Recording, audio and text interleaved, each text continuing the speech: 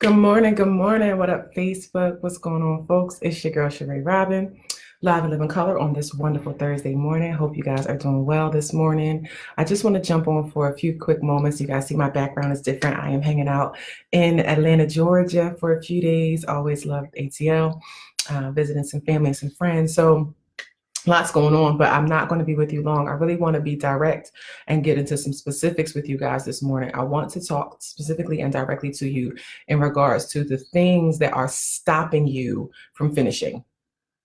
The things that are stopping you from finishing, right?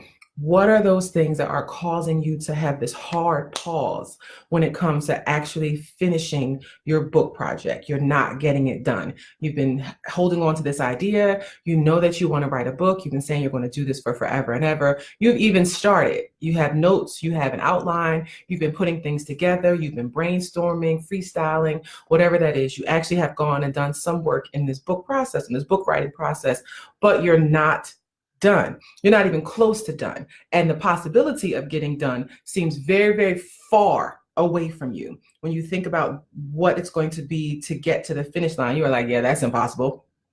That ain't gonna happen. Or, oh my gosh, this is so overwhelming. All of these different ideas go into your mind.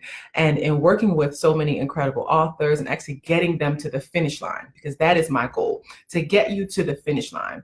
And doing this and working in these spaces with so many different incredible authors, I've come to recognize that there are a lot of the same issues that people are having when it comes to finishing their books.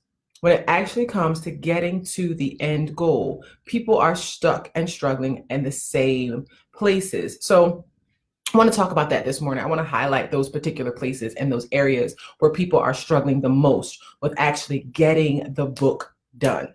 Right? So what does that look like? What does that mean when you are not able to get to the finish line? And I think that I make sure I have my notes with you for you guys, but I think that one of the biggest things that I have noticed when it comes to working with authors and wanting to tell their stories, and this is nonfiction, is that a lot of new authors very quickly run out of things to say. They run out of things to say. So guys, make sure when you jump on, you say good morning, you say, how you guys are doing this morning, and hit those likes and hit those shares. This message is for all writers, people who are looking to get their stories and their information out. So we want to make sure that we get this out for folks. They can get this information and help them move forward. But again, one of the biggest things that I have found in my 16 years of being an editor is that very, very early on, new authors run out of things to say. They get to this part in their life, it's like, oh, so many things have happened to me and I want to share these things. I want to share my message. I want to share my story. And when it comes to writing it down, they have somehow put everything that's happened to them in 3 chapters. So I told you about what happened. I told you about my abuse. I told you about my divorce. And now by chapter 4, I'm not quite sure what else I should say.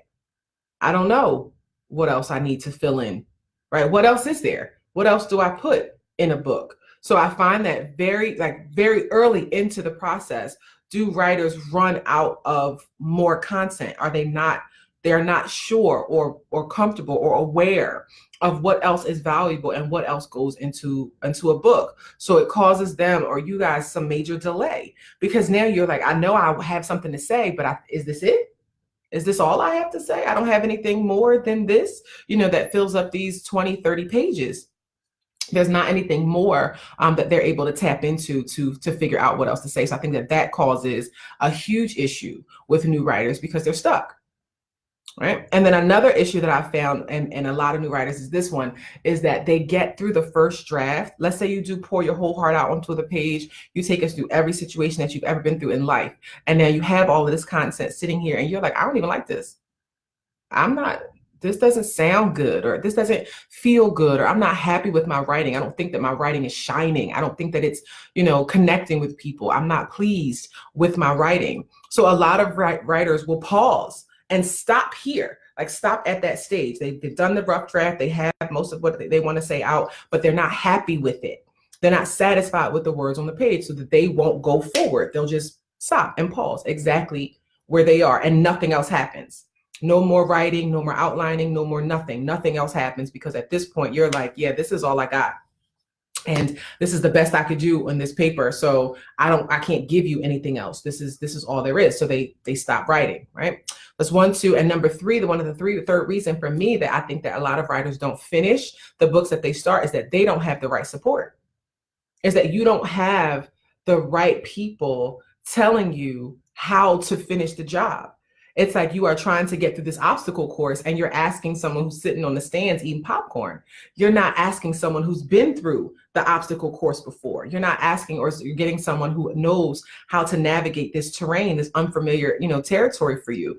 You're asking the wrong people for support. So when you are not getting support, when you're not getting answers that help you, when people are just like, yeah, write the book, oh girl, write your book, tell your story, but no one's teaching you how to tell your story, they stop. Writers will stop. They will pause and not go forward and not get any more help, or they're just, this is it. This is the end of the line for me. So the books gets saved onto a computer somewhere or printed out and stuffed in a drawer somewhere, and 10 years go by, 20 years go by, and that thing never gets finished ever. And it happens all the time.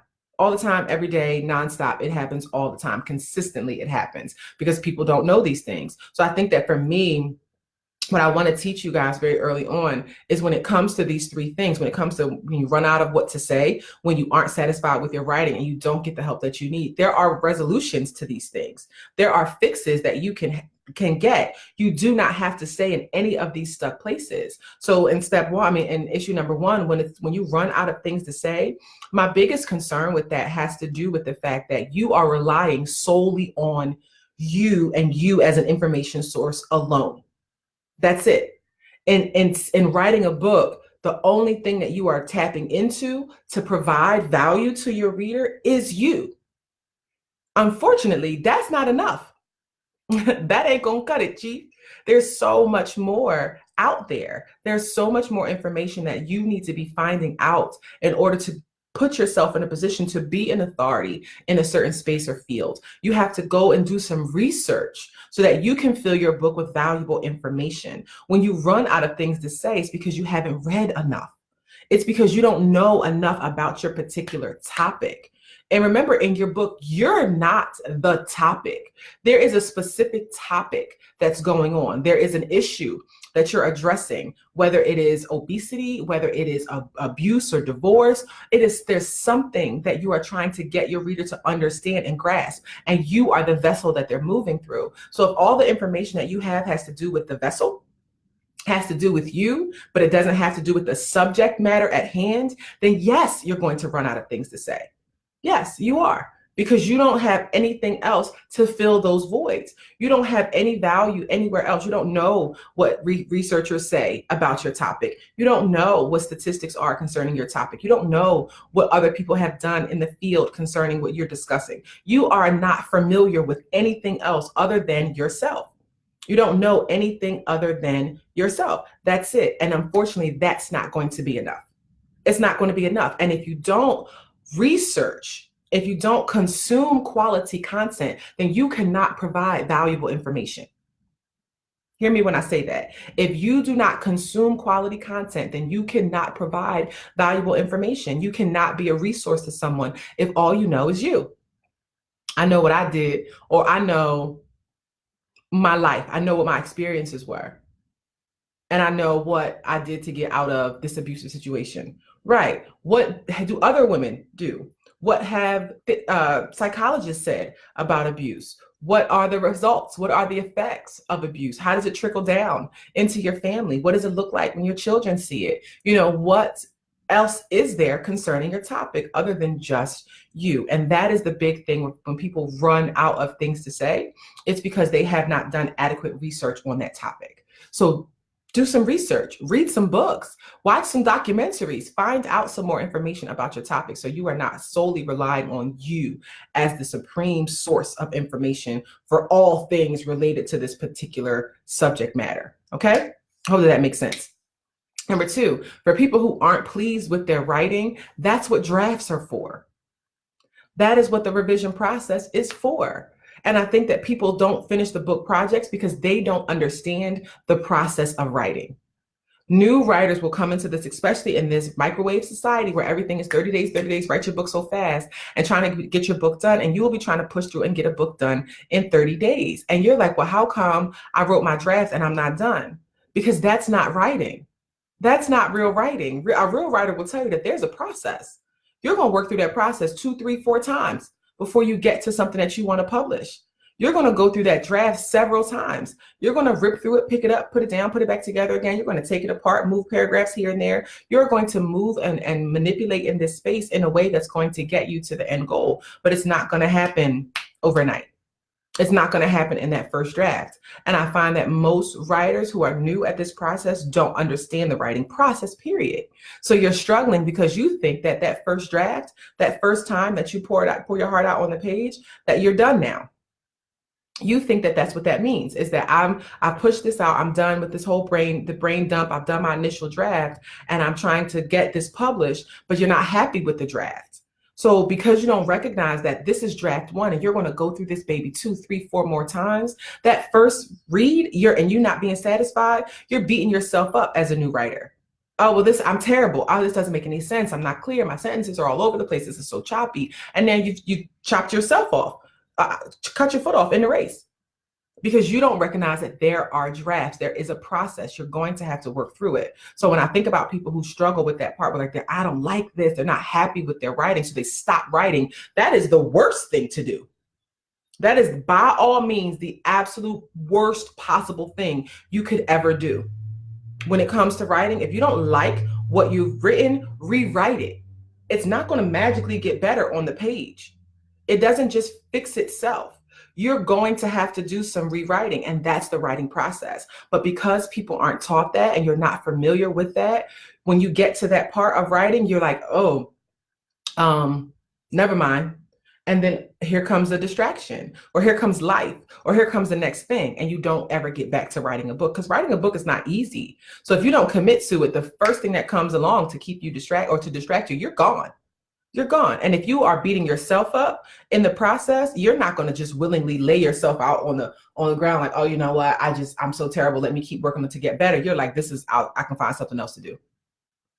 I can find another way to get my story out. So you avoid going through what's a normal and necessary process in writing. That's how it works. So when I think about those number 2 people who are not pleased with their writing, again, it has a lot to do with going through the actual process of writing.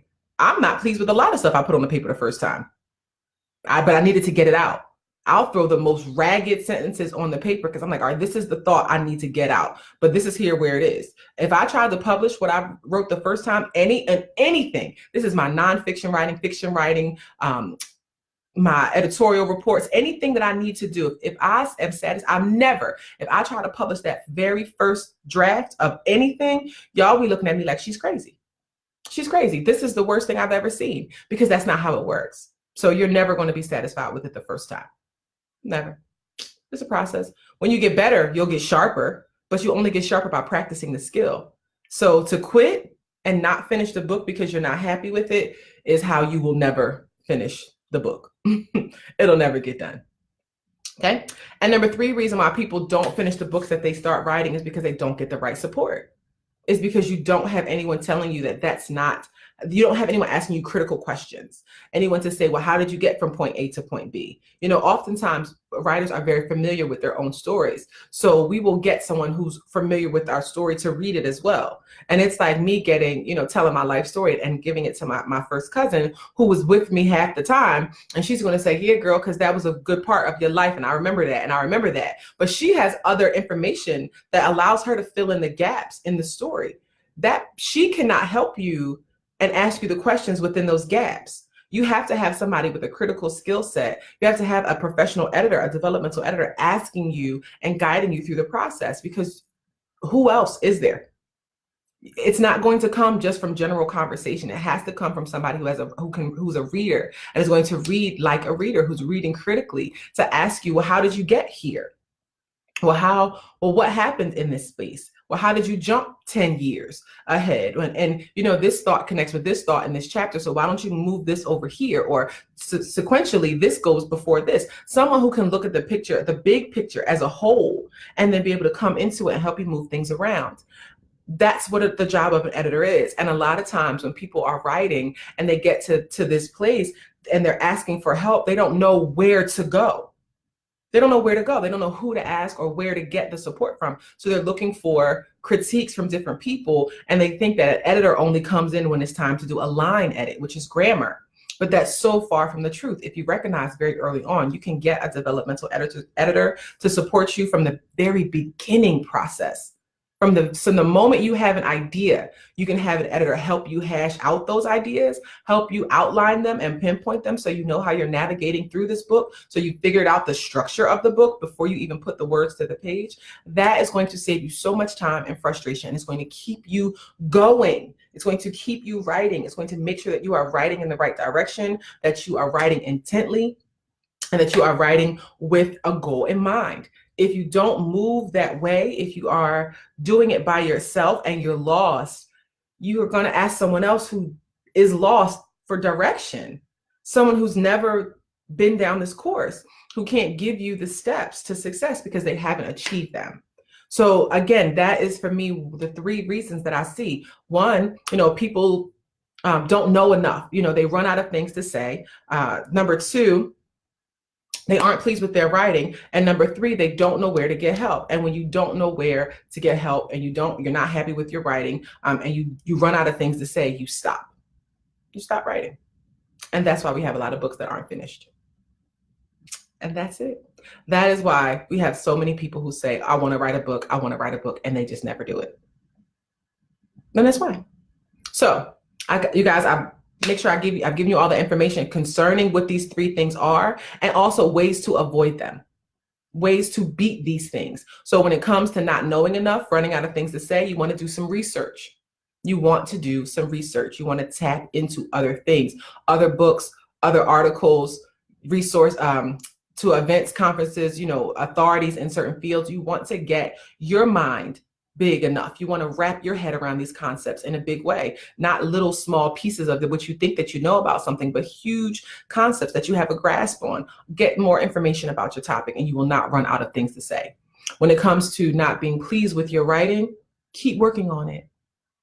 Do some rewriting, revision, and write it again. That's writing. Is writing and rewriting and working it through until you get it to where you want it to be. You're not going to hit it and quit it, and it's not going to be the first draft and you're done. Nope, sorry for you, boo-boo. That's not how it works. So revision, okay? And number 3, when it comes to not getting the help that you need, stop asking people how to finish or what do they think, how do you think they should structure your book? And they have no idea. They have no idea. They don't know the options in literature. They don't know how to control a narrative. They have no idea. None. How analogies work. They don't know. None. Nothing about metaphors, nothing about syntax.